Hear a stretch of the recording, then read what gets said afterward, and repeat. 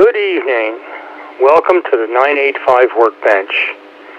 My name is Ron. My call sign is W3GMS, and I'll be your host for this edition of the 985 Workbench. I'm located in Westchester, Pennsylvania. We meet every Monday night at 8 p.m. local time on the W3GMS Parksburg repeater, 146.985. The PL tone to access the repeater is 100 Hz.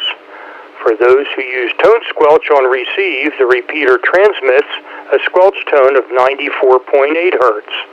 Newcomers are very welcome. We encourage all stations, though, to check in. Take a look at the repeater website located at www.w3GMSrepeater.com. It has lots of information, including technical articles, pictures of 985 users in action, and repeater etiquette and history. Please be aware that on occasion the repeater experiences intermod interference. Please run maximum power or be prepared to check in digitally through Echolink or All-Star. We want to hear you. To be able to use Echolink or All-Star on 985, you need to pre-register with us. Directions for doing so can be found on the website, W3GMSrepeater.com.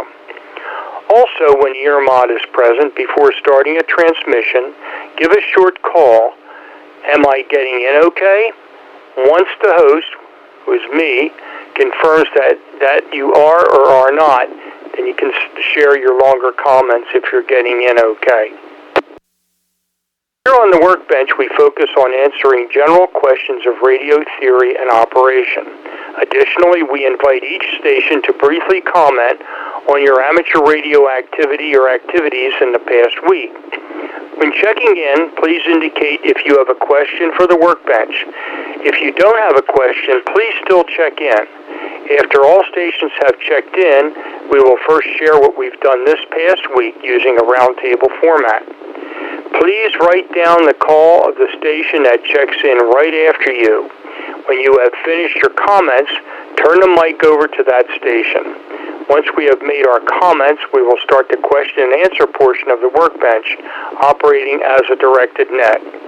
I will call on a station that indicated having a question, and then for stations who wish to respond to that question. Wait to be recognized by net control before beginning a transmission. This helps us handle the questions efficiently and keeps the net running smoothly. At times, it helps for two stations to pass the mic back and forth to help clarify a situation or to ask additional questions. Feel free to do that as needed, and then pass it back to net control. Some things to remember. Don't be too quick to talk. A couple seconds before hitting the press to talk switch. This is good repeater etiquette, and the pauses are especially helpful to those on All-Star and Echolink. When you do click the PTT button, wait a second or so before starting to talk.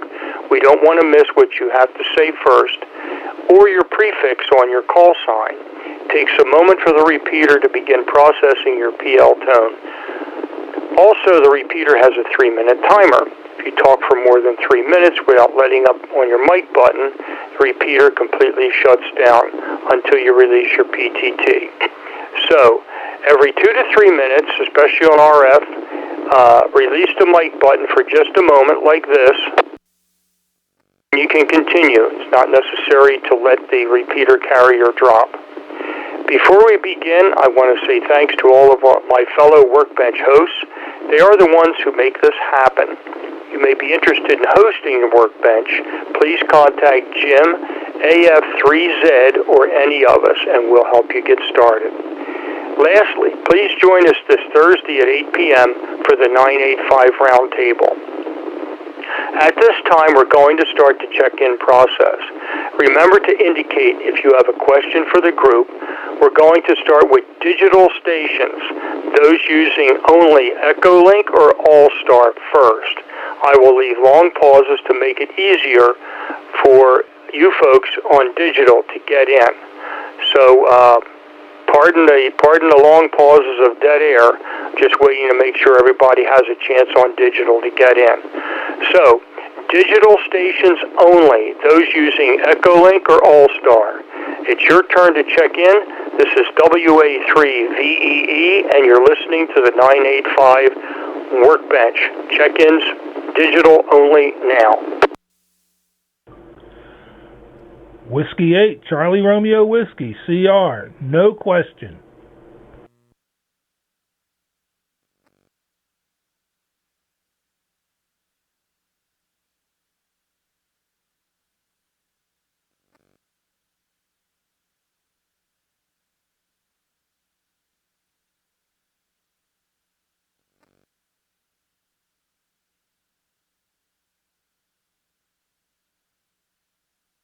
I acknowledge CR. Any additional digital stations, Echolink or All-Star, please call now.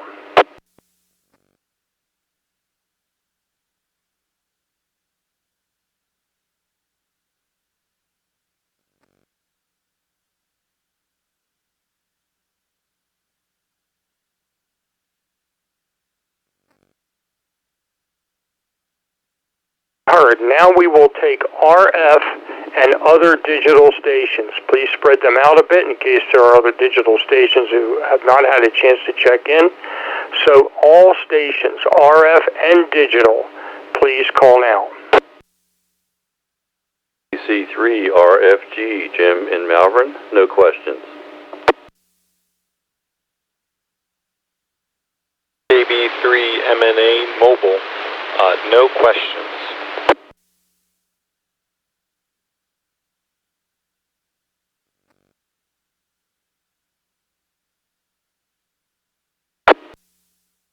NA3CW, no questions. KC300K, no question.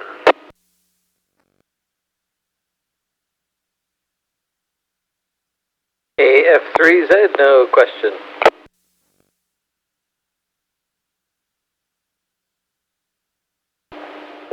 KC3SQI, no questions.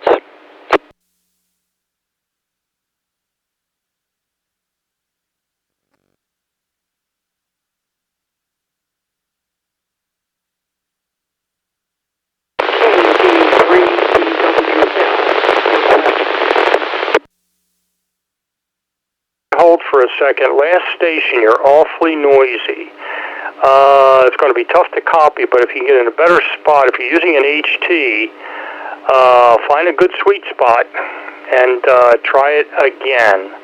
And give me your call very slowly. Let's see if we can make this work. Very slowly and phonetically. This is W3GMS. This is the 985 Workbench. Last station, please try it again slowly and phonetically. Kilo Delta 3 Bravo Whiskey Lima. No question. Frank, I'm not sure if that's you. Is it Kilo Delta 3 Bravo Whiskey Lima? Is that you, Frank? Yes, that's correct, Ron. This is Frank, the new guy. Very good. Well, you have a noisy signal, but we can copy you, and welcome, absolute welcome tonight. Let's continue the check-in process. RF and digital check-ins, please continue to check in. This is W3GMS. KC3SCY.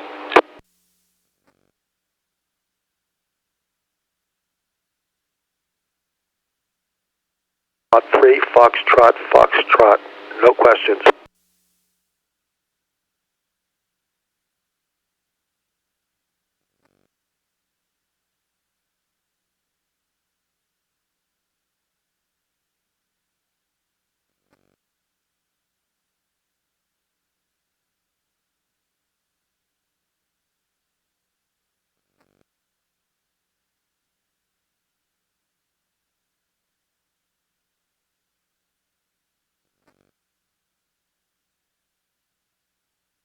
Let's stop right there, and boy, we got some great check-ins tonight here. So let's go down the list And let me see if there are any corrections, and I make sure I captured everybody.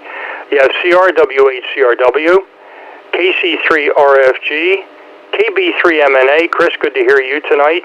Good signal, by the way. A little noisy, but good signal.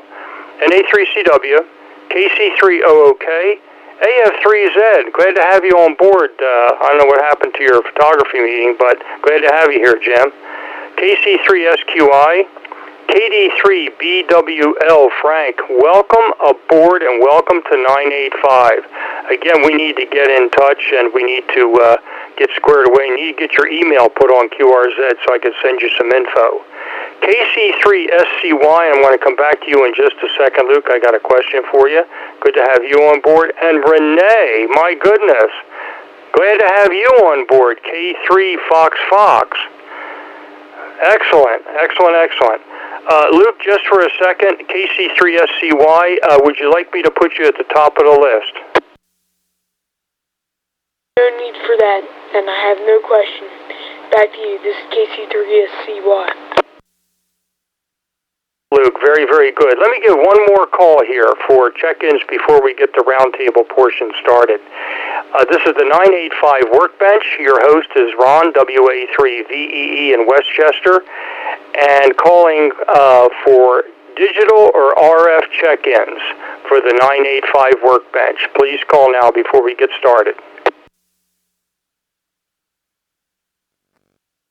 This is Kilo Delta 3 Bravo Papa India. That's KD3 BPI.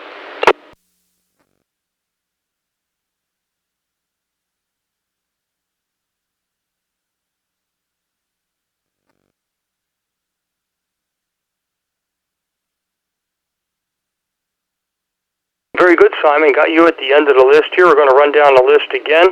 By the way, I have my son on here, KB3MNA, so we need to hook you two guys up. That's for sure. He's up in Lionville. So you'll be part of my little simplex network over here. All right, so it's W8CRW, KC3RFG, KB3MNA, NA3CW, KC3OOK, AF3Z, KC3SQI, KD3BWL, KC3SCY, K3FF, KD3BPI. Are there any of you guys out there have any questions tonight? I have no questions on the docket, so if anybody has a question, let me know before we get started.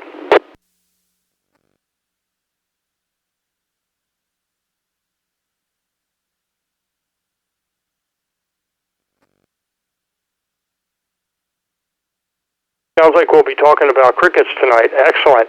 CR, what did you do in ham radio this week?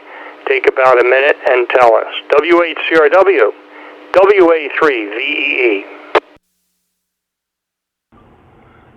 Very good, Ron, and thanks for taking the chair tonight. Good evening, all. This is CR.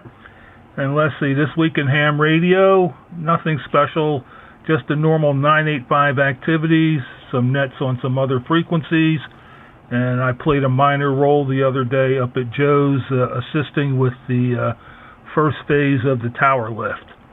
With that, let's go to Jim. KC3 RFG W8CRW.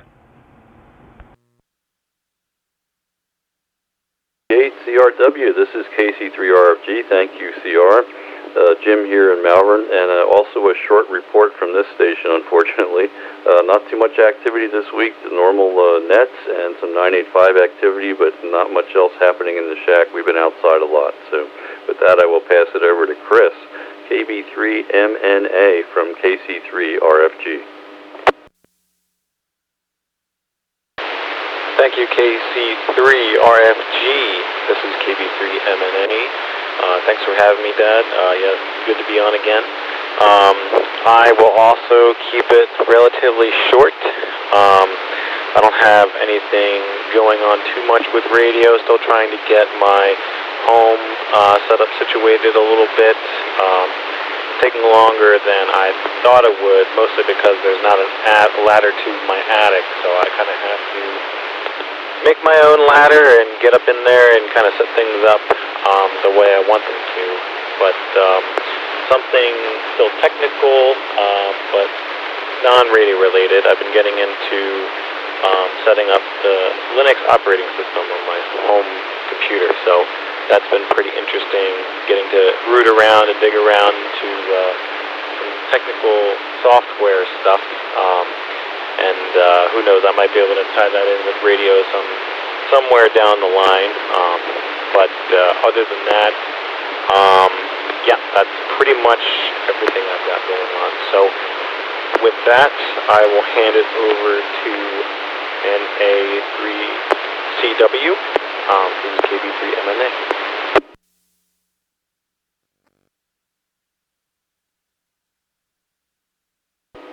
Thank you, Chris. KB3MNA, NA3CW. Well, the big story in Action News is, of course, Joe's tower got planted. It's not up, but it's planted. And I'll let Bill go through the details of that one. But currently the base unit is bolted firmly to the earth, and the tower is on its hinge laying over on its side. And when Joe gets back in circulation, there are very few things needs to be done to put it up and use it. So kudos to Bill and as well Scott for their great help and experience and equipment. Bill had all kinds of heavy-duty drilling stuff and experience with rods and epoxy and concrete. And the most valuable player of the game was Scott's large heavy-duty engine hoist on the back of a car trailer, and with a remote controllable hoist that was able to help us to get the old tower picked up and carried out of the way, and the new tower put in place and held securely while we mated it to its base. So it was a good day. Things got done. Any mistakes were easily rectified, and nobody got hurt, as far as I know. So a very good day indeed. And then the other thing, a good day for me, was this past week, Pico got rid of its line noise that was driving me nuts since July. It was a lightning hit, blew up a lightning arrestor, and caused it to arc and buzz 24 hours a day at S9 to 10 over 9. And that is now gone. So I was on the PMAM net. I was running the PMAM net on 75 meters yesterday in Joe's absence. And, well, not his absence because his antenna's on the ground. And it was a pleasure to be able to use my receiver again to hear these guys direct instead of relying exclusively on an online receiver, which is, they could be a godsend, but it was nice to be able to do it directly as well. So, over to Mr. Bill, KC300K, NA3CW. NA3CW, KC300K. Thanks, Chuck. And Ron, thanks for taking the chair tonight. We got a nice group in here. Well, for me, I'll get to the insignificant things first. Not all that insignificant, but of course the 985 roundtable Saturday night, I did south control for the simplex net. We only had 2 net controls, so I had a lot of contacts, and propagation was actually very, very good. I had contacts from Glenburnie, Maryland, York, Lebanon, Lancaster, Chester, of course, and Jeff, N3RBG, said he was hearing me up in Plymouth meeting. So it's kind of fun when the bands are open. Yeah, but as Chuck alluded to, the big event was a culmination of, Chuck, you'll have to say how many years you and Joe have been working on this. I came into this on the tail end. But the culmination of that, as Chuck said, it is planted. And the base plate on this base section is a half-inch thick, 36 by 36 inch piece of stainless steel plate. And the bolts, the existing anchor bolts are in the center of it. Massive bolts, but they're in the center. And we stood the tower up for the first time. It rolled the back of that plate up 3/8 of an inch. So we were able to, there were many other holes in it, fortunately, so we were able to drill and epoxy it, and Yeah, Chuck, you said without mistakes. Well, there was one, but I didn't tell anybody. But Scott was able to help me resolve it today. We have epoxy between the concrete and the steel plate where each bolt was, and that stuff is really hard. But we were able to chip it all out around each bolt and draw it all the way back down to the concrete. So I'm feeling a whole lot better tonight, a whole lot better. So with that, I'll turn it over to Jim. Hopefully he's feeling great too. AF3Z, KC3OOK. AF3Z, okay, Bill. Just getting a little extra pause there. I laughed out loud when you say there was one thing you didn't tell anybody. And I could see how that could be a problem, so I'm glad that worked out for you. And I guess I said it, but anyway, AF3Z. And yes, Ron, I am here earlier than I thought, but normally our camera club meetings start at 7 o'clock. Today it started at 4:30. Some of you may know about the Star Barn. It was along Route 283 up here, an old barn, and people were trying to save it. It was sort of a landmark. And finally, somebody did take it, but they relocated it, and it's part of this, I don't even know how to describe it. It's called Stone Gables Estate, I think. And it's a wedding venue and other kinds of stuff like that. But they rebuilt it and moved it and built it and this whatnot. It's quite an amazing place. So anyway, our camera club was able to get up there for several hours to just take pictures. And with the sun getting down so early, it was getting pretty dark, and I was done anyway, so I headed out. So that's why I'm back in time for the roundtable tonight, Workbench. So that's a scoop on that. And I do have, sort of like my question last week, I have another question that might be interesting if you need one, Ron. It's sort of a personal question, and it's sort of like last week, kind of a discussion question or sharing question. So that's it. And the other thing, reporting back, some of you will remember a long time ago, shared about an electrical problem I was having, and you guys diagnosed it correctly as a bad neutral coming into the house. And so they put this temporary transformer thing out back to get me back in business. And today the guy stopped for the initial thing of getting the actual new line put into the house to replace the old one. And so he was checking it out and doing the 911. What's the call they do for, I just lost it. But he was going to get, checked out to see what else is underground before they do the work. Excuse me, it's clogged up here. So they're finally getting around to the finishing touches on the project, but from my point of view, it's been fixed for a while because that transformer out back does the job.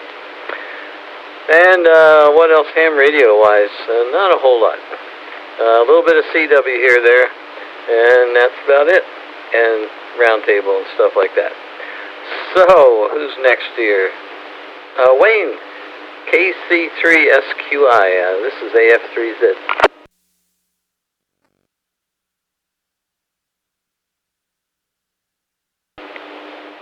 Thank you, Jim.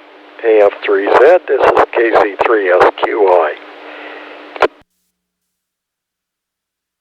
A little bit more getting things about ready to go. Still have to get the 2-meter off of the garage roof and get it mounted onto the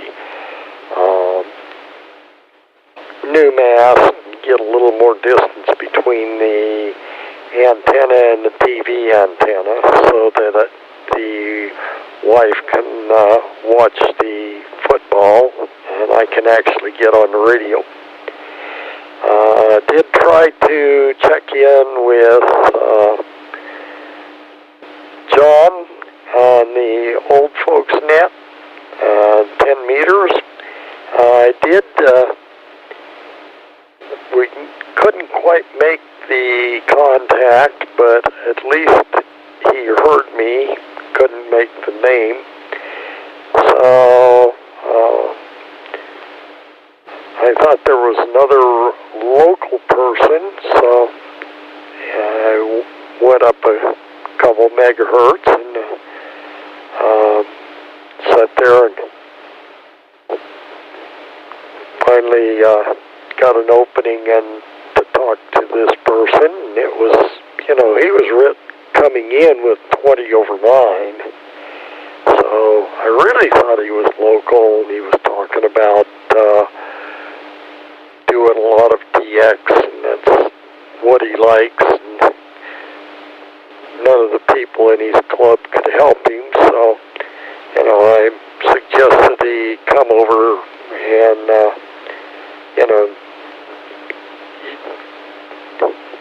ask some questions on this net. Then I found out he was in New Mexico, so that was something else. He said that my signal was coming in with 10 over 9 in New Mexico, so 10 meters must have been open, but I didn't realize it. Anyway, that's about all I've got. If I'm not in for the rest of it, I just got an implant put into my jaw this morning, and my jaw's a little bit sore from having the dentist crawl around my mouth for an hour or so. With that, I'll turn it over to KD3BWL. This is KC3SQI.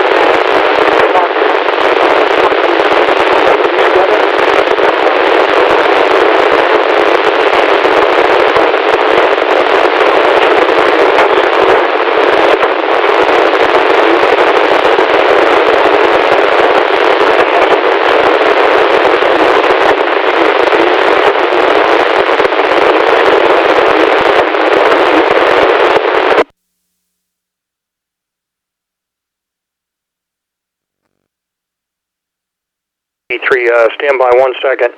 Net hold. KD3BWL WA3VEE net control for the Workbench. Frank, unfortunately, we could not copy. Just a whole bunch of noise there. So was hoping to hear from you yesterday. I was going to shoot you an email, but your email is not set up on QRZ. So shoot me an email and let me know when I can come up there and lend you a mag mount to go with that HT, because that's the only way you're really going to get in from down there in Exton. So we'll try to give you a shot later on. If you can get upstairs maybe, or high ground or whatever. Height is might in VHF. So if you can get up higher, that would be good. And I know that my son Chris is up on the hill there. He's up in Lionville. He could probably hear you on the input. But nonetheless, I tried hearing you on the input as well over here down by the hospital, and I can't even copy you. So unfortunately, we're going to try to get through the list here and give you one more shot and see if you can make it. But I just thought I'd let you know. So let me turn it over to Luke here to continue the list. KC3SCY to take it, WA3VEE. This is KC3SCY. And Ron, thanks for hosting. And yeah, I wasn't hearing him on the input at all.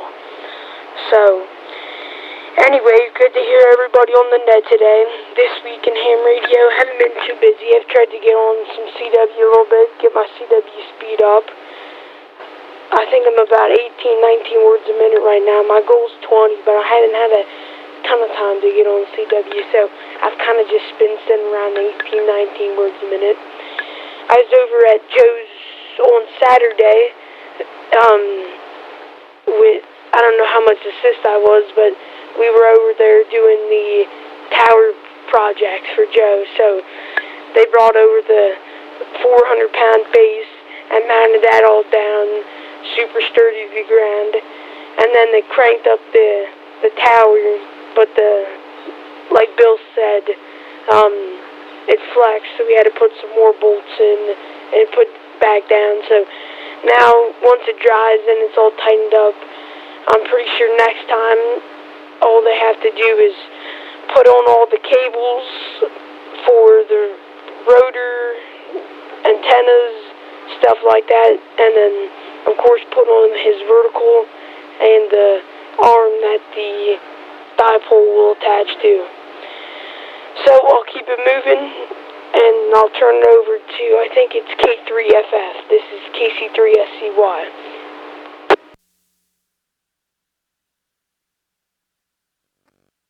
Thank you, Luke. It's K3FF. First of all, I want to thank Ron for inviting me to the Unit. It's great. Looks like a great group of guys, and I'm enjoying it. I'll be here again, I'm sure.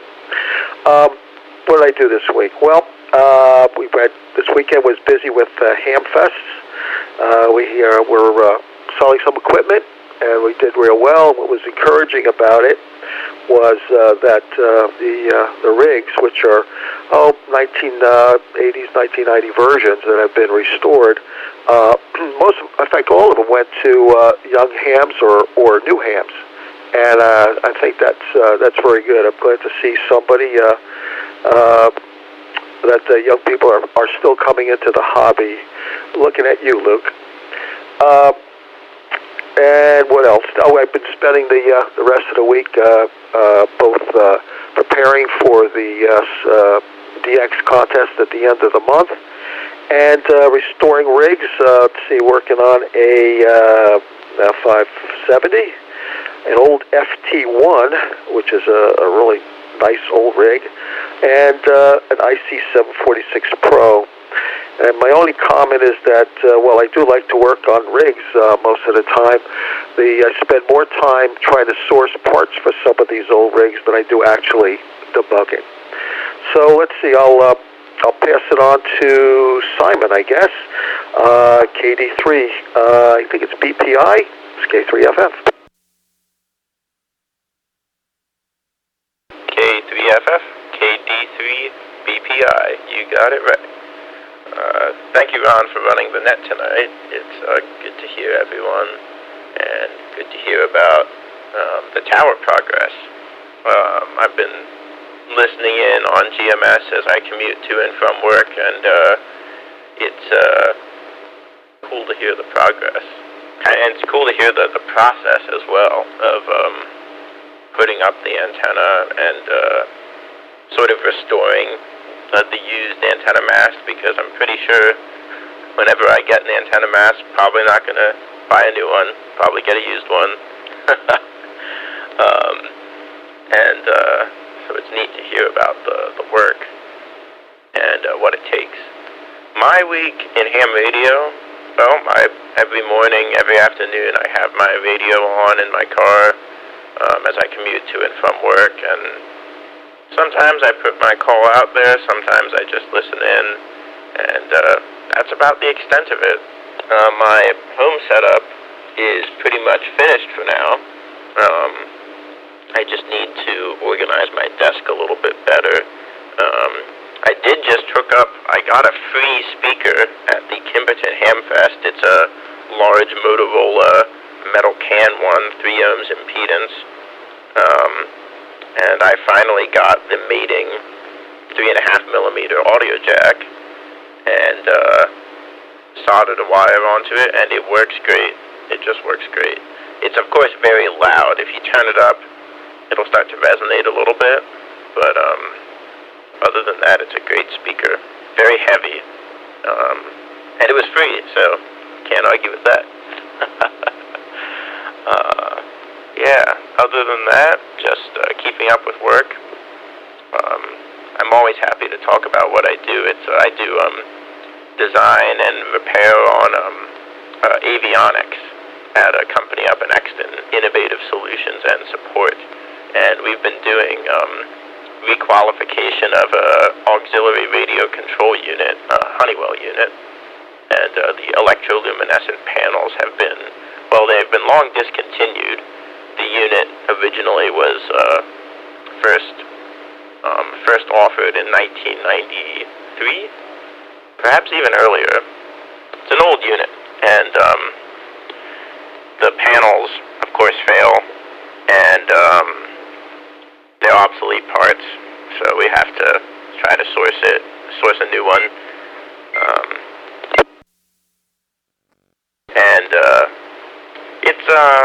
It's a process, a lot of testing to make sure these units are just as bright as they're supposed to be. So, and with that, I'll turn it back to Nat.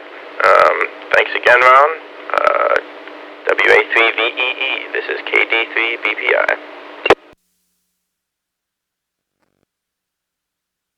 Simon, sorry, I foot slipped off the foot switch here. This is WA3VEE, and you're listening to the 985 Workbench on the W3GMS, Parksburg Repeater 146985. So one more call for check-ins before I give my rundown here. Busier than I thought I was. This is WA3VEE. Additional check-ins, any mood, please call now. This is W1RC. WA3KFT, John here.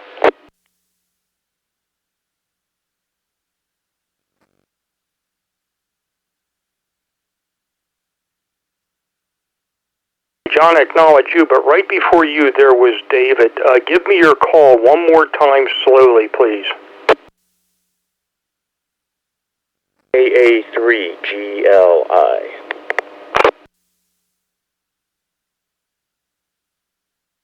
W1RC. Is very good. And David, that was Kilowatt Alpha 3 Papa Lima India. Did I get that correct? That's Golf Lima India. Okay, great. Yeah, well, welcome. Absolutely. Glad to have you on board tonight. Glad all this recruiting I did is paying off, that's for sure. And John, WA3KFT, and Mr. Mike, W1RC. So, David, how this works is we go through a roundtable portion here where we spend 1 minute, and you'll be up next, where we talk about what we did in ham radio in the past week. And you will pass your microphone when you're done to John, WA3KFT, and John, you'll pass it to Mr. Mike, W1RC, up in Marblehead, Massachusetts. So, David, 1 minute on what you did in ham radio in the last week. KA3GLI, WA3VEE with the Workbench. Hey, Ron, WA3VEE, KA3GLI. Yeah, I spoke with you, it might have been a week and a half ago now. Anyway, I'm getting back into the hobby here, and after a long absence, and seems like the time is right, and so this past week I went to the Red Rose Hamfest in New Holland, and that was fun, and upgraded myself to extra class finally. That's been a long-term goal. And then right after that, I went to an electrical supply place and bought a ground rod for my home, since I have yet to set up an HF station here. So I'll be working on that the next little bit here, I guess. So let's see, I'll turn this over to John, I guess. WA3KFT, KA3GLI.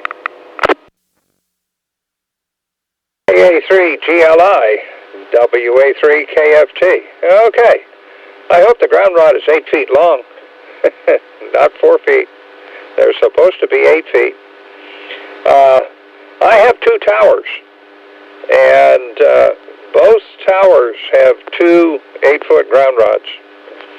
So I have tall lightning rods. And the one tower with 5 vertical antennas on it, you look at that and say, boy, that certainly will attract lightning with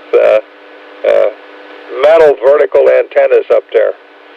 But they're all DC ground, so they're basically tied to the tower, which is tied to Mother Earth, so we're in good shape there.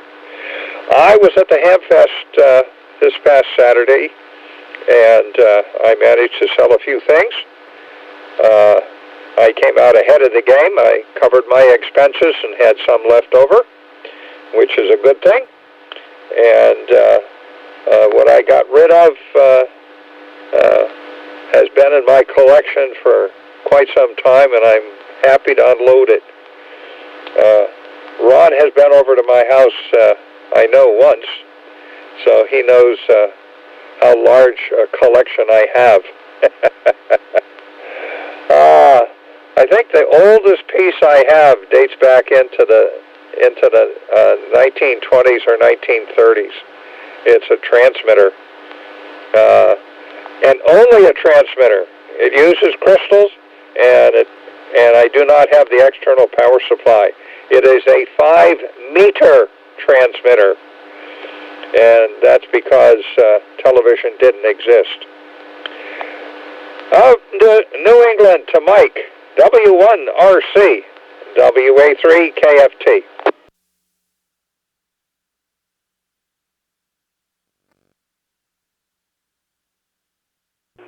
Yeah, W3KFT and the Monday Night Workbench. This is W1RC from Marblehead, Massachusetts. What did I do last week in amateur radio? Well, I guess I went to the best Hamfest there is.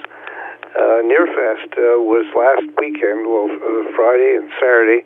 Went up Thursday, got all set up, had the volunteers cook out dinner on Thursday night, and then we were there Friday night, stayed over Thursday night, Friday night, 2 days of flea marketing and running around and looking at all the stuff and picking up some and selling some and seeing a bunch of friends and having a great time. So that certainly was a very busy week in amateur radio. But, we didn't really get on the air that much, but it doesn't matter. Hamfest counts as ham radio activities. They sure do. So I think I turn it back to Ron, WA3VEE, the net control traffic cop of the Monday Night Workbench. This is W1RC. Very, very good, Mike. Well, one of these days you're going to convince me. It won't take much more convincing for me to get up there. My love for New England to begin with. This is WA3VEE, and this is the 985 Workbench. All very, very good. Before we start the question and answer session here, let me just quickly go over my list of stuff that happened here. First of all, I had a great time, absolutely fun time, talking about solar weather on Friday night to the Pottstown Area Amateur Radio Club. And I'm going to send that presentation over to Joe if he wants to put it on the W3GMS repeater website. What it did, or the reason I did that presentation very briefly is because I knew nothing about it. And I volunteered to do it so I would know a little less than nothing about it, which I succeeded in doing. So the bottom line is that I came up with a cheat sheet card that has the salient solar weather metrics of X-ray class and solar flare, how many CMEs, coronal mass ejections there are or were, and what the solar wind is, and all this kind of good stuff. And when you go on some of the sites like QRZ, you'll see a panel on there, and that panel basically has all the metrics. It also has current propagation conditions. So now you can take this little tiny card. You can say, oh, okay, KP is between this number and this number, and A is this, and so on and so forth. Oh, okay, that means that I've got good propagation, et cetera, or it's poor, or get ready to duck under the desk. So that's what I basically titrated that down to. But great group up there at Pottstown. Of course, you folks remember that we invited them to our field day, and a couple of them came down to do that. Very quickly, New Holland Hamfest, you'll see pictures very soon about that. Did see John up there, saw a whole bunch of people. Renee was up there. He's on our Workbench here check-in list tonight. And Bob, ZIM, Elizabeth and Corbin, a whole bunch of other 985ers, Jeff, JAM, so Gene, K3DSM. So it was great. Spent most of the time up there talking with people, and ended up going back to where I came from. Essentially, I had gotten rid of an HP 8640A, beautiful RF signal generator that I just did not have time to repair. I got rid of that basically almost gave it away at Mullica Hill. Ended up getting a working one, but another one that doesn't work. I know exactly what's wrong with it, though. Beautiful signal generator, and got both of those for $75. So basically stole those. And let's see, really quickly, after the Hamfest, went over to Joe's and joined Chuck and CR, Dylan, Scott, and a whole bunch of other people over there, Bill especially, and Joe. And Luke was there, as he mentioned. So got some photos there. I'll be putting those together as well. And that was quite an operation, no doubt about it. So also coming up, looking forward to this coming weekend, the PA QSO party. I worked almost all 67 counties from the QTH here last year, so that should be pretty good. RF Hill Hamfest coming up on the 19th. That's up in Percy. And also what we're going to be doing is, of course, the DX contest at the end of the month that somebody already mentioned. And what we're going to start doing is taking some of these presentations that we're going to be doing, that I'm doing, and we're going to be doing that, and we're going to start a series of back to ham radio basics as soon as we can get a hold of George and start to and finish the K3DTS ARRL affiliation. So lots going on all the way around. So with that, let's see, one more call for check-ins before we get started with the Q&A session. This is W3GMS. One last call for check-ins. Please call now.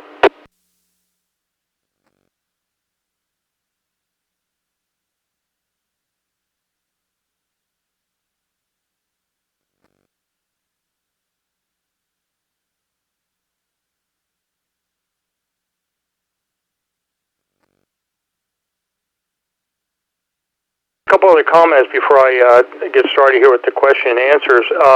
Renee, I sent you a clip of what you sound like both through the repeater and direct.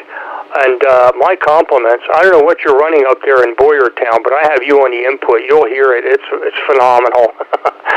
It is just really a good signal down here tonight. And John, KFT, yes, I've seen your collection, and all I have to say is I'm getting too fat to fit through your collection. So we'll leave that at that. So, very good. Okay, we'll now turn to the questions and answers here. We encourage all stations to make comments, observations, and share experiences. Don't assume that your level of experience and knowledge isn't enough.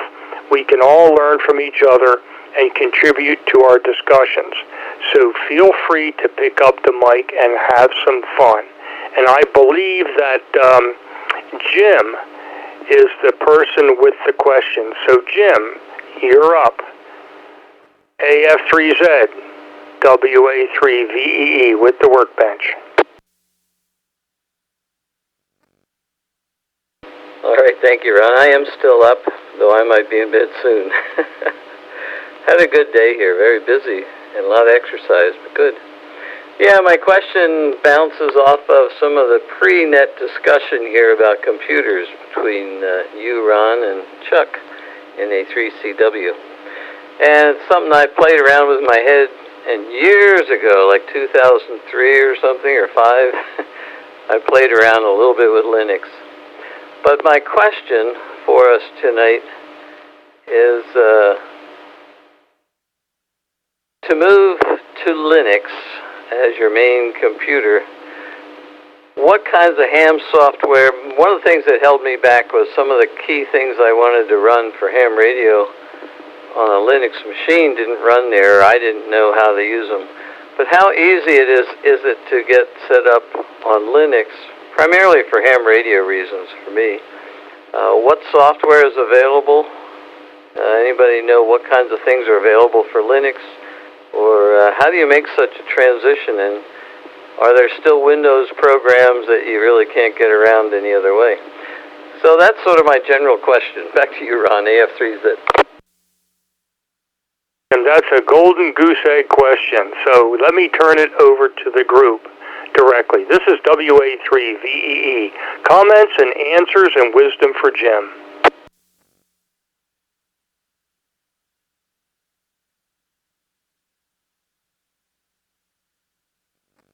KC3RFG.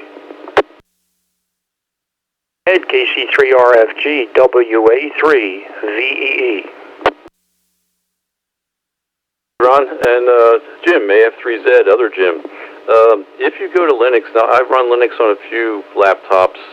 They're not my main computers, but I play with them a lot. And Linux has an application called Wine, W-I-N-E, and that is a Windows emulation mode. And if there's some software in Windows that you simply must run, you can run it under Wine, and it will run fine on the Linux machine. So don't be too timid about trying it out, because you can always run stuff under that. Windows has a similar thing to run Linux now in itself, inside of like Windows 11. So each of them can emulate the other in a box and run each other's software. So don't be too intimidated about that. I know there's some software that you just can't get anywhere, and they're written only from Windows. But so don't chalk it out just because of that. That's my comment. KC3RFG, back to net. And comments, I did not know that either. Again, all of us are learning here, me especially. Other comments for Jim? This is WA3VEE. W8CRW.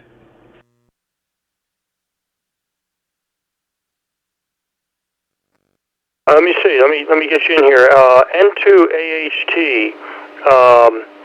Make sure I got the call correct. And what's the name there? It's Ted, Tango Echo Delta. Used to teach with you, and I met you at the Hamfest this weekend. Have some Linux comments for you, Ron. And Ted, welcome. I'm glad you finally made it on 985. My goodness. Like I said, my recruiting's paid off. So, meet Jim, AF3Z, and your comments. And Jim, Ted used to be on my advisory committee for the college. I've known him for decades. So don't let him tell you how young he is. Ted, your comments, please. N2AHT, WA3VEE. Please go ahead. Very good, Ron. My battery's running down here. I don't know how much I have left, so I'll just throw out a couple of keywords for you. In Linux, if you want to get started, a good way to get started is Ubuntu. Uniform, Bravo, Uniform, November, Tango, Uniform. It's an African word, easy to install. I use software that is Ubuntu-based on all my computers. I only run 2 Windows computers in this house, and my wife is right now working FT8. All the software that she used today to talk everywhere from, or contact everywhere from Australia to Europe.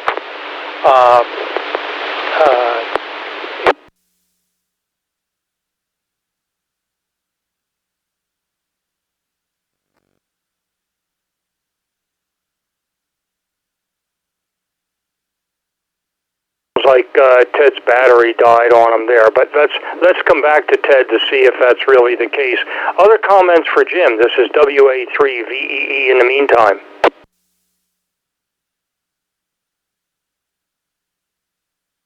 CW. You follow up? Stand by 1 second. Let me turn it over to Jim.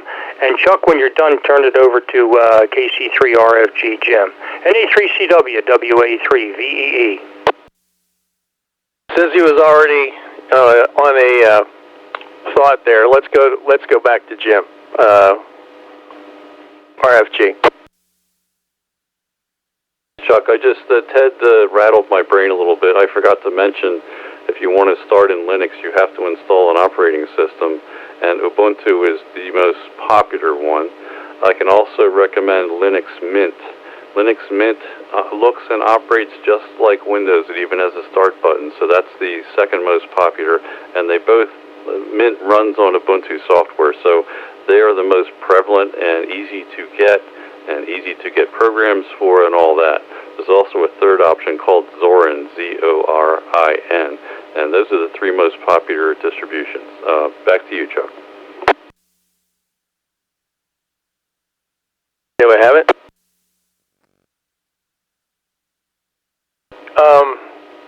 Thanks, Jim. I have a house full of Linux Mint. I have tried Ubuntu. It's not as intuitive to me as Mint is because I'm an old Windows refugee. Patty's been using it for years. I use it for years. We each have our own laptops in the living room that we run on our laps. They're both Linux. My mother-in-law runs Linux, and she's not a technical person. My non-technical sister runs Linux Mint. All these are Linux Mint. And my Linux Mint group is growing. So that's my recommendation, obviously. Now, what do you do? The question.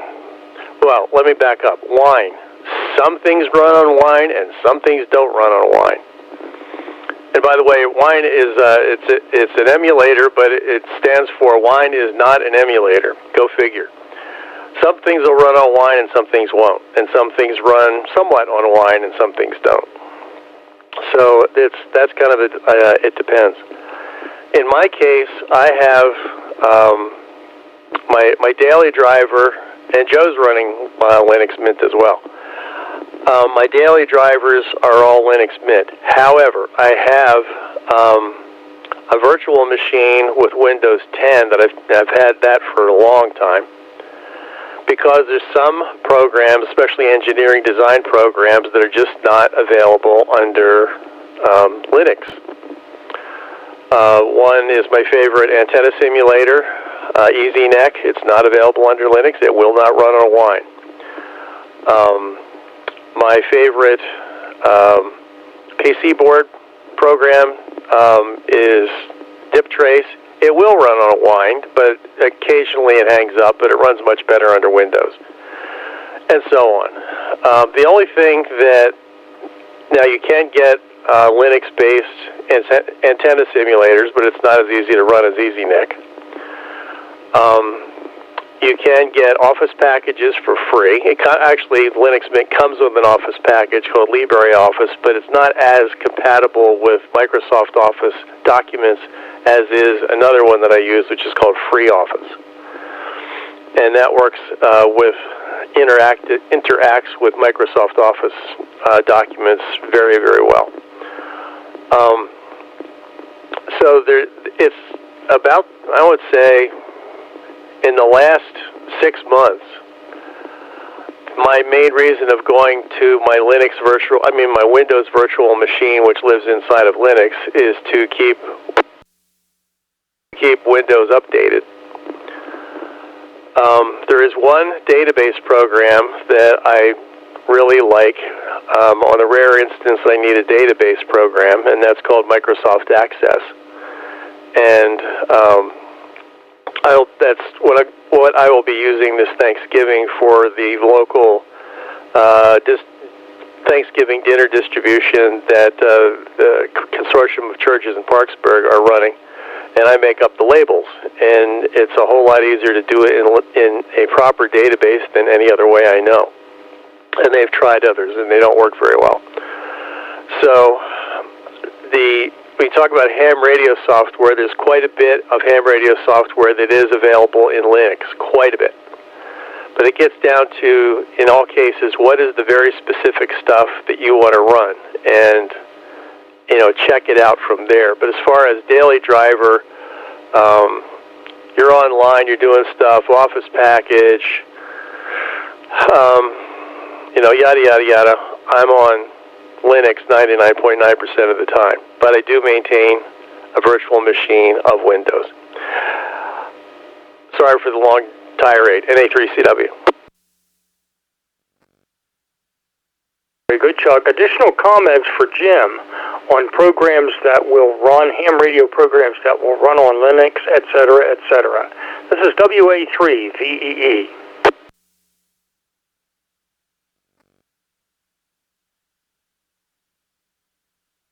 This is KD3BPI. And go ahead, KD3BPI, WA3VEE. Well, thanks, Jim, for the good question. This has been great discussion to listen to. My 2 cents. I don't have experience running many ham radio programs yet, but I have worked with Linux on and off. The first Linux I used was Ubuntu 10 a good while ago, which very quickly gave way to Ubuntu 12 and 10.10 and then 12.04 LTS with a 2 to be precise. And they were very good, very stable, and it was easy to keep them updated, and they did everything I needed to do at the time, mostly Office software for school, and then web browsing and some games. But in my last job, I attempted to use Linux to run a very old Windows program for this school signaling system, those flashing school signs that say 15 miles an hour at a certain time of day. There was this one company, Eltec, had a system that was connected all through 900 megahertz radios, and then you could network with them. The host unit had an Ethernet port, but it wasn't a web interface. It was, you had to have your Windows machine running the software on there, and then you would use that would talk to the unit. All that to say that I tried to run this Windows program in Wine, and it was unfortunately one of the ones that Wine could not do, primarily because of some weird, it was a LabVIEW-based program, National Instruments LabVIEW, and they had, the developers of this software had relied on some deprecated Windows command that I guess never made it into Wine, or never would have worked in Wine because it relied on something, I can't remember exactly what it was. Windows NT comes to mind, but I might be wrong on that. So, Wine is here to, depending on the software you use, as others have said, Wine can be hit or miss. But Linux, which I don't know if anyone said yet, Debian Linux, that's Delta Echo Bravo India Alpha November. That is the overarching kernel of these types of Linux operating systems. That includes Ubuntu, Linux Mint, and another one, straight Debian Linux. That's another one that's very light and easy to use. And then Raspberry Pi, the stuff that they run on those is a Debian version of Linux. Easy to install and run. The cautions that I've found, and that I always have to remind myself, Linux uses a different file system, so you can't natively grab stuff from Windows and put it right onto Ubuntu or any Linux distribution. It uses ext4, I want to say. I might be wrong on that. Whereas Windows uses NTFS primarily, and that's just the hard drive partition structure. I'm sure many are familiar with that.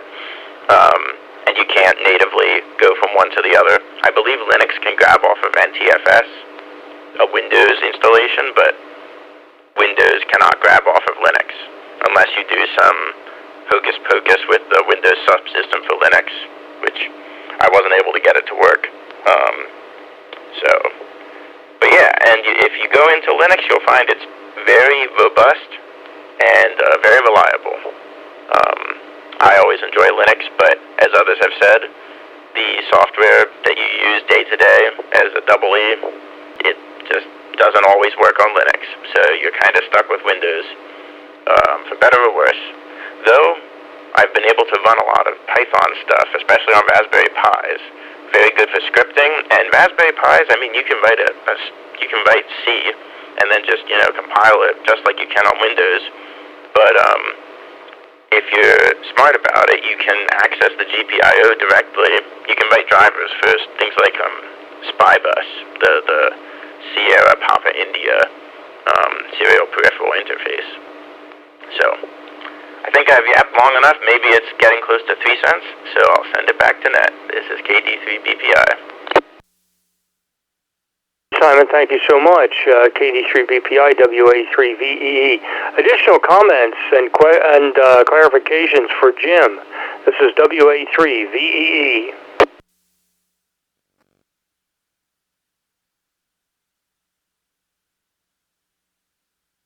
CW. Chuck, NA3CW, WA3VEE. Please proceed. Jim, maybe at the next breakfast, if you're able to attend, I just bring one of my laptops with me, and you can look at it and see what you think of it. The last person I did that with was at church. We have an old all-in-one computer that was on Windows 10, not capable of updating to 11. And we use that as part of the control system for our digital audio mixer. And so I loaded and the software for that comes in Windows or Linux, because they do a lot of international, it was Behringer, and they do a lot of international stuff, and Linux is quite popular in Europe. And so I loaded Linux Mint into this thing, and we use it every Sunday. And so there was a lady that I help her with her computers from time to time, and she says, "What do I have to do? Do I have to buy a new machine?" And I know she's a widow; she doesn't have a lot of money. And so I said, "No, you don't. Tell me every single thing you do with a computer." And so her needs, as most people's are very modest.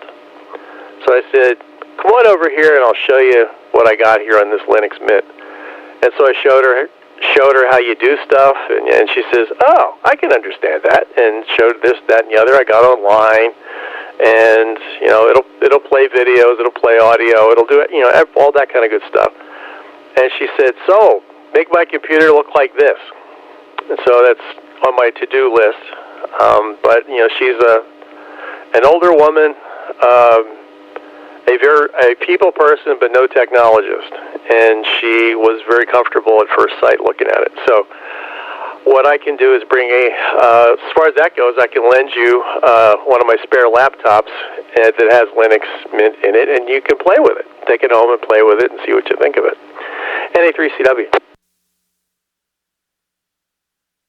Good, Chuck.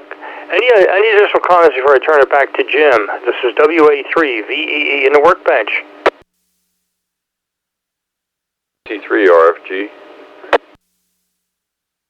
Please, KC3RFG, WA3VEE, it's all yours.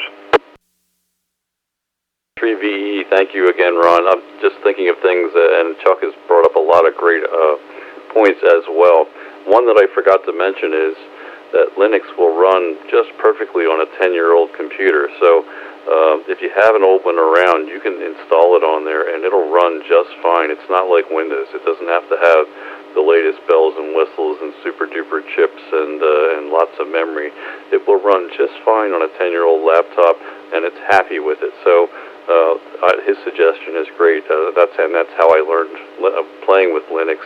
I put it on an old laptop, put Linux Mint on it, and play around. Don't worry about you can't break anything. So try stuff, see how it works, and that's an excellent suggestion. So all in all, a very great session. Get an old laptop, put some Linux on it, and play around. There's a lot of stuff you can do on ham radio for Linux. So great subject, and thanks for bringing it up, Jim. All right, KC3RFG back to WA3VEE. Thanks. You, Jim, absolutely. This has been all I'm learning a lot of stuff here, I'm telling you right now. This is incredible. As we say in our script, we're all learning for sure. One final call for comments for Jim, WA3VEE. Please call now.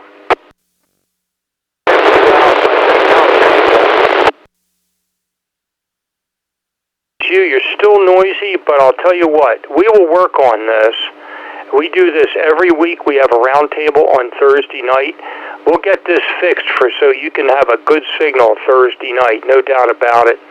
I've got a mag mount and an adapter, and we'll get you going. So shoot me an email for sure so I have your email, and I'll send you my cell phone number, and we'll get this squared away.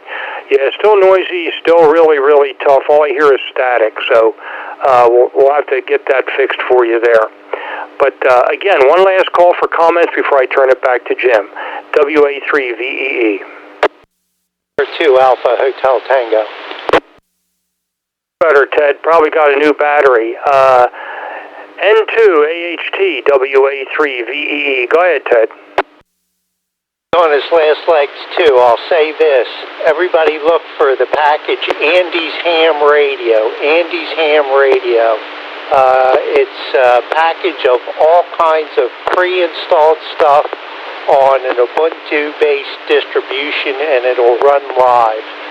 It's a good way for people to try out Linux who don't know whether they want to install it or not. It'll run from a disk or from a thumb drive. So look for Andy's Ham Radio, and it's an excellent place to start.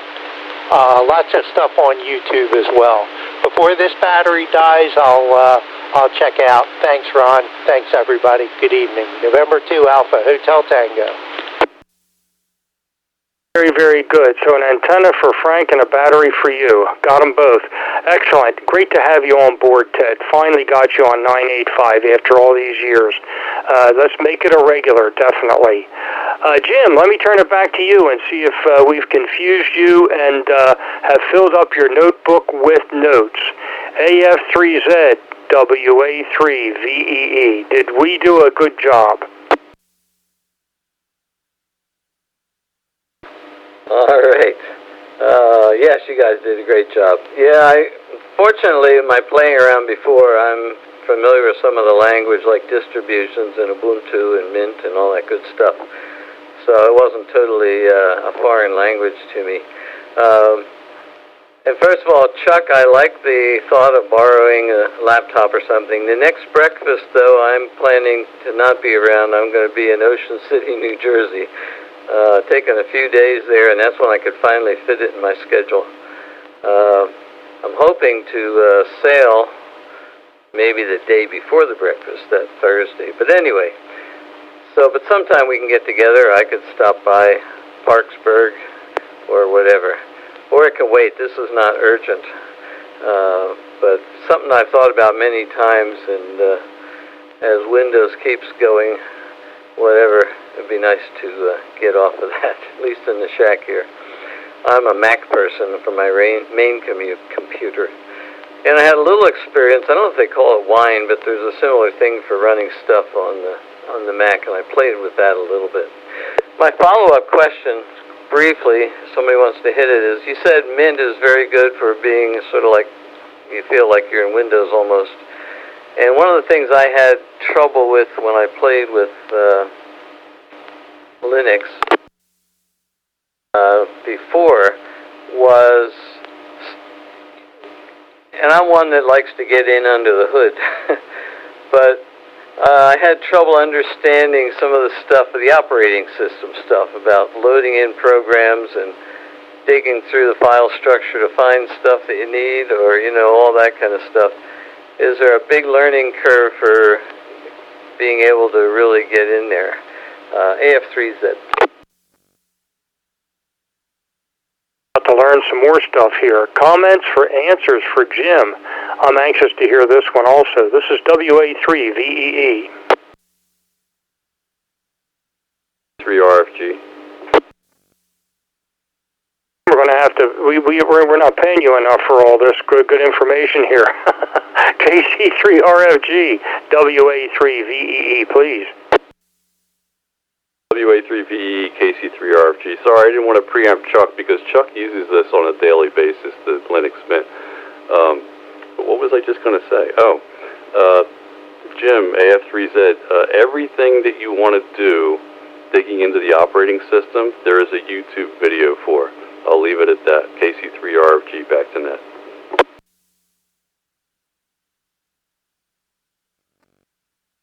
Excellent. Also, I'm on Andy's Ham Radio Linux, KB1OIQ. Very, very interesting site. Other comments for Jim for his follow-up question. This is WA3VEE.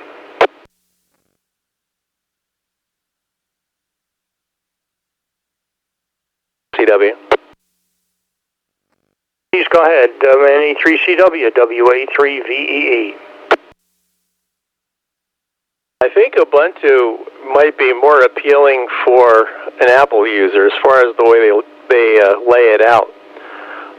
But the Mint is merely Ubuntu with a Windowsy face. But if you get back into the filing systems, they're all about the same. It's just how they package it as far as how it looks and what things they put on the desktop and all that sort of thing. It's different, and again, how far down do you go? There's a basic structural difference between Windows and Linux, in that, in any of the Linuxes, there is called the root, and I'm getting into areas beyond my experience, but there is the root. There's the main machinery behind the curtain is not accessible to the normal user. So when you put in an account, you have a separate world, separate from the root, and the root does its thing. When you do updates to the actual operating system, you always have to put in the administrator password, because those updates are going into the holy of holy of the computer, and so it's structurally safer in that nobody's allowed in there unless you know the password and all that kind of stuff. Not to say that there's no way to hack a Linux machine, there certainly is, but the way they package the accounts and the way they package access is different than Windows. But you still have the basic, upfront stuff. You have, documents, downloads, yada yada yada, programs that you want to run, favorites, all that kind of good stuff. But again, we'll get you a computer and you can play with it as much as you want, and load things, erase things, blow it up, whatever, because it's all very easily fixable. But Jim was absolutely correct. There's YouTubes to do pretty much anything you could think of in Linux, because a lot of experimenty kind of people like it. Back to net, NA3CW. Very, very good, Jim. Additional comments. This is WA3VEE. KD3BPI. I'm in KD3BPI, WA3VEE. Thank you, Ron. I'd like to thank Chuck for his great comments on Linux. It's jogging my memory of things that I've read over the years. and you reminded me about the stability of Linux, and I remembered it's the kernel versus the user space, and that's what gives Linux a lot of its stability. Is it's very particular about the super user, the root. You can't do things in the kernel unless you authenticate, as you noted, and whereas Windows often confounds the two spaces. Like drivers are a great example of that. To do something as simple as run a printer, you have to go into the kernel space of Windows and install a driver. They've gotten better with it over the years, Windows has, but it's a classic vulnerability, or it was a classic vulnerability. Not sure if it still is with Windows 11, even Windows 10. So that, I wanted to also mention at one point when I was using Ubuntu 12.04, I had a Mac-style launcher running, and it ran fine, but the more that you get into those, at least I found, the more that I got into those graphical tweaks, the less stable my installation became. Things would have to run. I would have to go into the command prompt or the terminal, as they call it. I would have to just fix it. I'd have to remember which file had the problem, remember which services to restart. It became ridiculous. So I abandoned that installation and started anew. And then the third thing I wanted to hit on was the terminal is your friend. You can run scripting in there, bash scripting they call it, which is similar to batch files, if anyone's familiar with those. And you can do many wonderful things with that. And you can automate updates, or you can just memorize commands yourself and run them as you go. And but you have to, I would argue that no Linux installation is truly free from that. You have to use the terminal to get under the hood. And so if you run into things you want to do that are not natively supported or don't show up very well in the GUI, then you have to just go into the terminal. And with that, back to Nat. Very, very good. Excellent, excellent, excellent all the way around. One last call for comments. WA3VEE.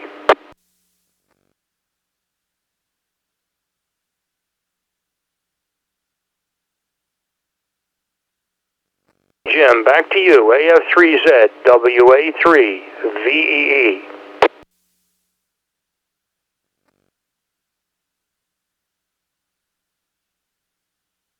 Okay, very good. Thank you all very much.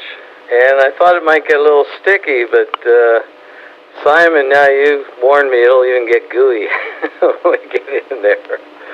I know what you're talking about that.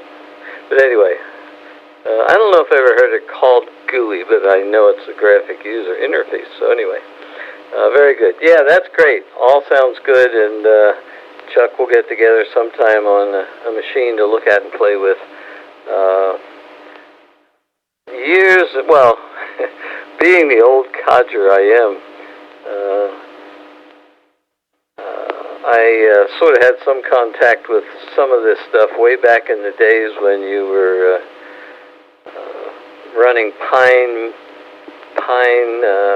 mail software on a Linux machine and all that good stuff. But I never really dug into it too deeply. But thank you all very much. Very good information. And we made it all the way to 9:23 here. Back to you, Ron. Thanks, AF3Z. Pleasure, Jim. Absolutely. You know, I enjoy this for sure. Excellent, excellent, excellent. Well, before we close down the Workbench for the evening, let's see if anyone else wants to check in.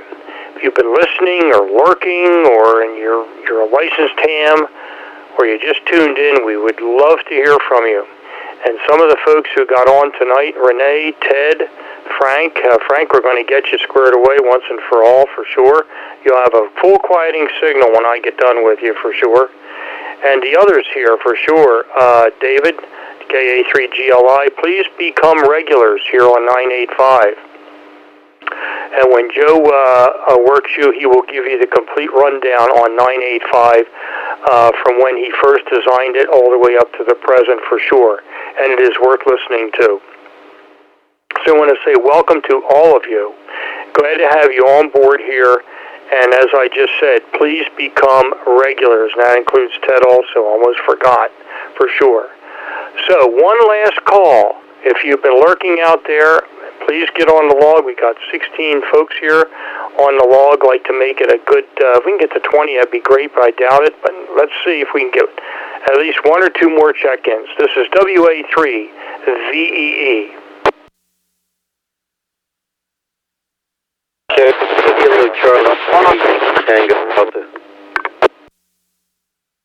We had a perfect double there, so I'm going to treat this like a pile-up. The Tango station, go first. Charlie 3, Yankee Tango Delta. Hey, Steve, got you on the log. The other station now, go ahead. Kilo Charlie 3, Whiskey Romeo Yankee. Matt, currently somewhere in Maryland, heading to Lower Windsor Township, York County. Very, very good. Well, glad to have you guys on the log. Thanks for joining us. Better late than never, that's for sure. So, Steve, excellent. KC3YTD got you on here, and KC3WRY. Anyone else? Final call. It's a repeater of 1,000 finals, by the way. This is WA3VEE. KD3BWL. Is a lot better. So you found a ladder. So, Frank, great to have you on board. We're about ready to close down, but whatever you did, it's working. So, excellent. Glad to have you on board and glad to have you here. And we've got, 16, 17, 18 check-ins, which is pretty good, if I counted correctly. So again, all good. Again, send me your email. Send me an email. I'm good on QRZ, and we'll hook up. All very, very good. So again, thanks for checking into the 985 Workbench. You're invited to use the repeater often. It's a great way to show you appreciate the gift of 985 to us, the amateur radio community. And big thank you to Joe, W3GMS, for making his 985 repeater available for all of us all the time, and especially here for the Workbench. This has been really a good learning experience, especially for me tonight. Finally, we hope to hear you again on Thursday evening at 8 p.m. for the 985 Roundtable. This concludes the Workbench for tonight. Feel free, however, to stick around afterwards and continue the discussion on 985. Joe really likes high electric bills, so go ahead and run up his electric bill. Use the repeater often. Have a good night. Great week ahead.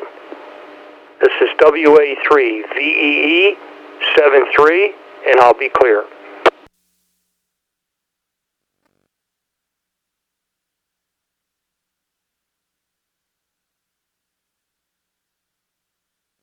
KD3BPI, listening.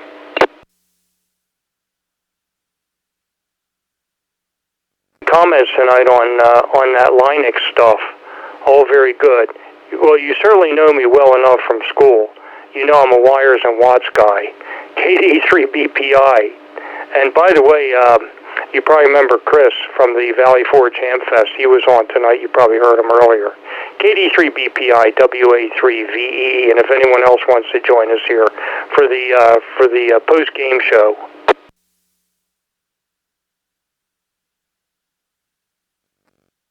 WA3VEE, KD3BPI.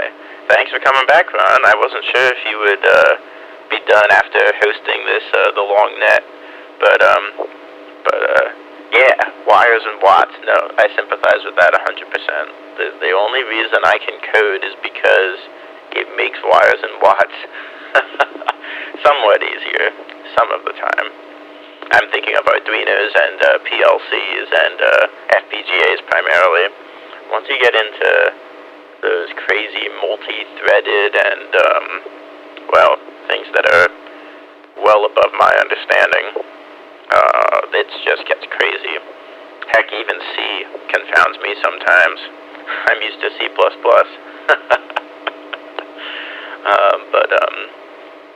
Yeah, and Linux, I am a big fan of Linux, generally speaking. However, I think that,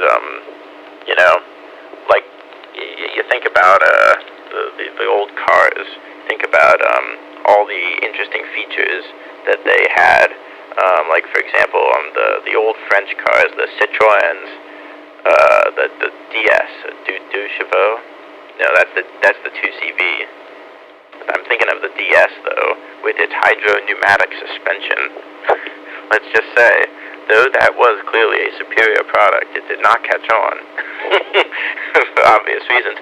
And I think that Linux often finds itself in that place, because, well, frankly, some things are quite complicated to implement, which are trivial on Windows, or even if they're not trivial on Windows, often someone's done them already and has a nice little double-clickable executable ready to go. So, yeah, and I was happy to hear that your presentation went well. Tell me about that. This is a KD3BPI. Anyone else, feel free to jump in.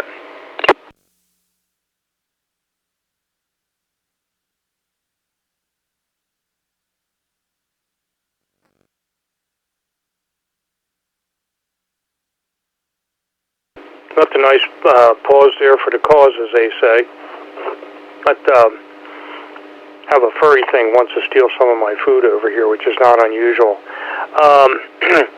Nice net control assistant here. Sound asleep alongside here. So, yeah, very good. Yeah, that's all foreign stuff to me. But we're running complete Windows over here, and because I'm pretty much a dumb user, just have a lot of monitors, I generally don't have any issues. I don't dig into it, don't try to do anything fancy, although it looks like it with all these monitors. But the hardware is doing the hard work, is the heavy lifting here. All the NVIDIA cards that are running all these monitors and everything,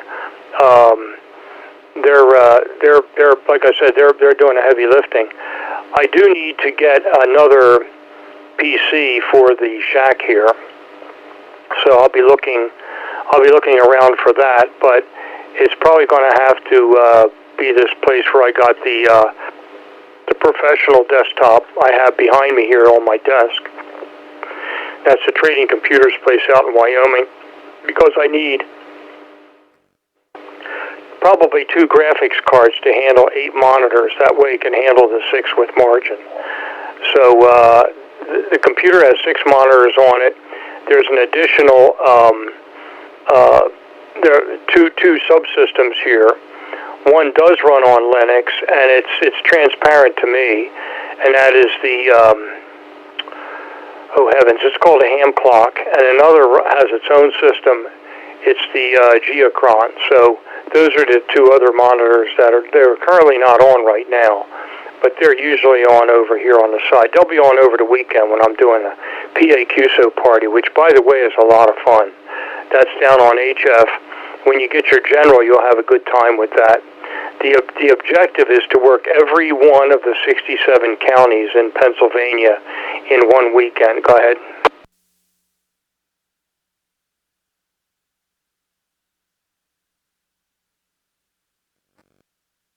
The pause for the cause. I do like that phrase. I think I will borrow it, perhaps indefinitely, if you don't mind. Yes. That does sound interesting. The hit all 67 PA counties. I can't wait for my general. I've been studying when I have a few moments at work, or frankly when I just need a break. It's very easy to have that sort of thing up on my computer screen and not look suspicious, because it is adjacent to my actual work. Not always, but occasionally. So I will look forward to that. And it does sound like your system, your setup with PCs and everything is the ideal. As with anything, as soon as you start messing with it, it can start to break in weird ways. Like, I remember, well, even Microsoft would do it occasionally. I remember the Windows 7 machines, the three times hand-me-down machines we had in the engineering wing at Deltec. Those very seldom would complete their updates without problems. And I remember writing a script that would just run through a whole reset, like purge the cache of all these updates, contact Windows update again, do this, do that, because I was so fed up. That was a moment where Windows was oddly like Linux in that you couldn't just click one thing and have it done. You had to go into the command prompt and tell it, run this, run that, do this, do that. In Linux, that is far more common. And they, if you ask me, they have the terminal better. You know, the Windows with the batch files is a little antiquated, whereas Linux with Bash. But I'm speaking Greek to you, and that's perfectly fine because let me tell you, it's a difficult thing to moonlight in. It's a difficult thing to dabble in, coding and IT for that matter, or at least that's what I'm finding as I get further into my career. But yeah, keep doing what you're doing, and your computers will be just fine indeed. Back to you. Yes, I remember at the college, that was a whole different realm down there. I mean, I couldn't understand. They had nice computers, and why they ran so slow, I don't know. And I think they re-imaged for the sake of re-imaging. Every time I turned around, they were re-imaging. Why? I've never understood that. I have never had anything re-imaged that I know of outside of F108 and the classroom we were in down there. Why they kept doing that, I don't know, but it seems like they just did it to do it. I never got a clear answer about why they would re-image something over and over again, but that seemed to be the common thing. It's the only place I ever heard of it, too. So, in fact, one night I remember asking W3GMS, who's a good computer guy, too, here on the machine, what's re-imaging? And, okay, so now I understood what it was. It's like, why would you completely redo a system like that? But anyway, for all the work that they did and all the IT they did, there's not one system down there that I ever remember running what I consider to be really well, or half as good as any of the ones I have up here. And this happens to be the one I'm sitting in front of right now in the shack, the one you see on QRZ. The monitors to it. This is a gaming computer. It came from Dylan, K3DZM. I had a couple graphics cards put in it to accommodate all the monitors, and a couple updates here and there, and it's been working flawlessly for years. So I don't know. It was always disappointing because, especially for instructors like me, you're trying to teach, and the computer is so slow.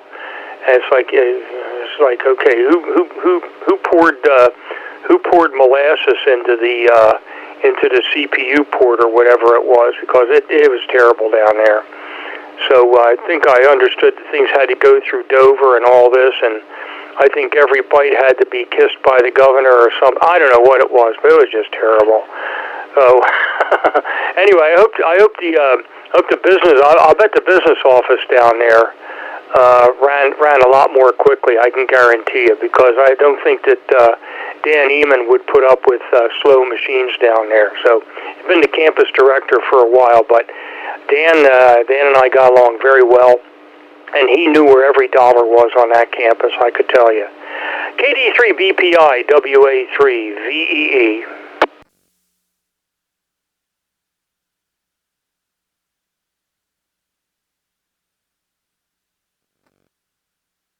WA3VEE, KD3BPI. Yes, indeed, the curse of the the educational institution computer, or any institutionalized computer for that matter. I don't know what it is. My computer at work, they've loaded it up with some anti-malware software, which uses up so much memory. It's incredible. My computer has 32 gigabytes of RAM and it's consistently over 80% used. Which I can't believe it. Like, none of it's my stuff. I have stuff running, I admit, but it's not using hundreds of megabytes of RAM. So I do remember those computers at Deltec, and I would wonder if maybe because they were older hand-me-down computers, they just were like super critical of them, and they just decide to, oh well, we don't know what's wrong, so we're gonna image it anew. I don't know. It seems a little bit silly to me. At least do it once a week at a prescribed time, like perhaps 3 in the morning, so that you never know. Like, you can do that, but as an IT professional, it seems unprofessional to have your work extend into where it becomes bothersome. But anyway. Oh my. Yeah, as I'm sure you noticed, I did not make it to the Red Rose Repeater Hamfest. Sorry to say. My fiancée, Summer, as you know, her sister was moving that morning, and I thought that we were going to help her in the afternoon, but then it turned out the morning was the convenient time. So, had to forego the Hamfest, sorry to say, but from what I understand, it was a good one. Back to you, KD3BPI, WA3VE.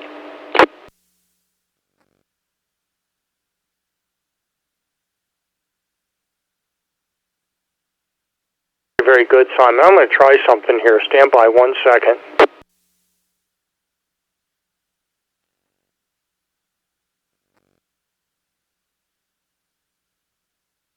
Yeah, copy. Not very good signal strength, but you're, let me see if I can do this right.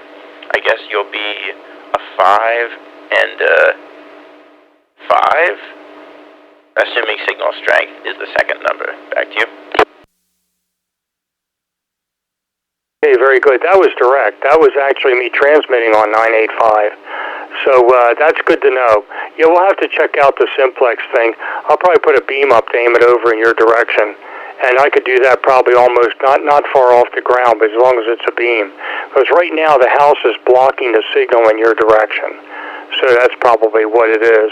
I've got the X300 out back, but it is blocked by the house. So, oh, excellent. And Renee tonight he was up in Boyertown, and I could copy him, tremendously down here. I sent him a clip also. So while everybody was commenting, I was sending audio clips out to various people as they were checking in. I would record them here, nowhere near the professional level that, for instance, Joe would do right off his audio bus. But using my phone, I was making MP3 like I did for you one time, and just send it off to people. So really good to have the different check-ins tonight. I ran into these people from various different places, and like I said, Ted, N2AHT, he was on my advisory board when I was chair down at the college. I was chair for like 25, 26 years running straight, and he was on there for a good portion of those 26 years. He was on the board when we came up with the CEM 100 course. Go ahead. Yeah, that's what I thought. I heard Ted, and I remembered. I'm pretty sure that I met Ted and his wife, who I can't recall her name, but at Kimberton, and it was really cool to talk to him because it's, clearly a guy who knew what needed to be taught, but also had he was able to get it done. I mean, clearly you both were allies in that effort. So it was cool to hear him again, and of course he had something great to offer in the question. So yeah, really cool indeed. Back to you.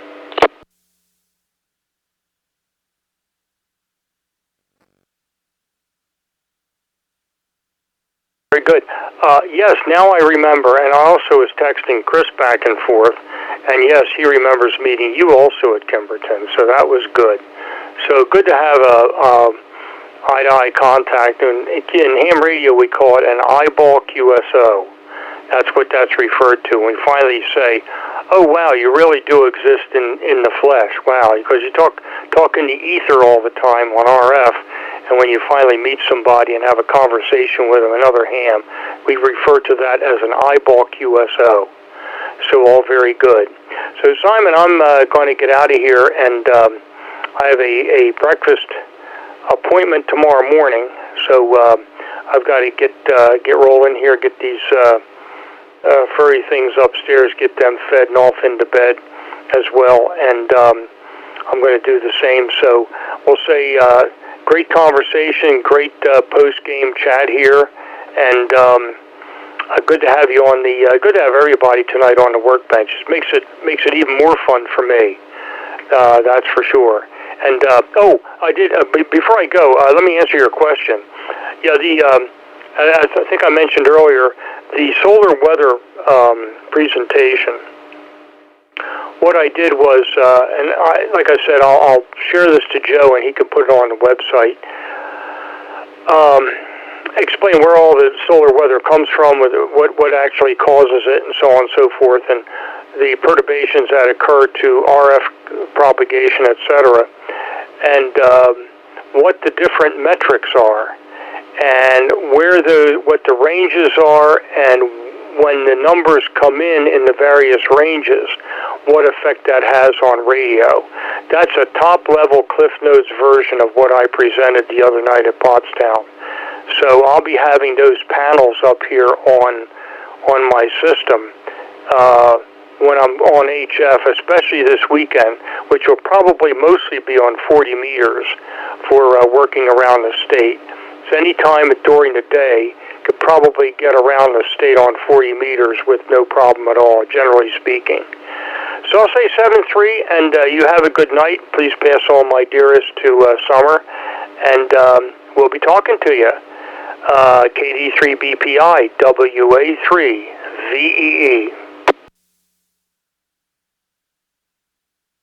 WA3VEE, KD3BPI. All right, sounds good, Ron. And you have a good evening, restful evening. Hope those cats don't bother you too much. And thanks again for coming back. Always good to talk and catch up. And I'll look forward to seeing that presentation. That sounds really cool. Something that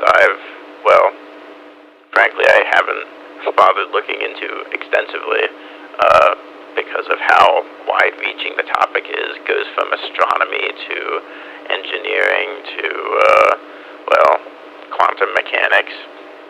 So I look forward to seeing your boil down of it. I'm sure it will be a true boil down, not the 500-page textbooks that some people do and claim, but you know what I mean.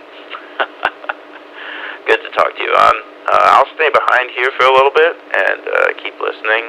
I'm just working on my computer here, working with some CAD software, so probably be on until about 10, but good to talk to you as always, Ron, and I'll say 7-3, KD3BPI.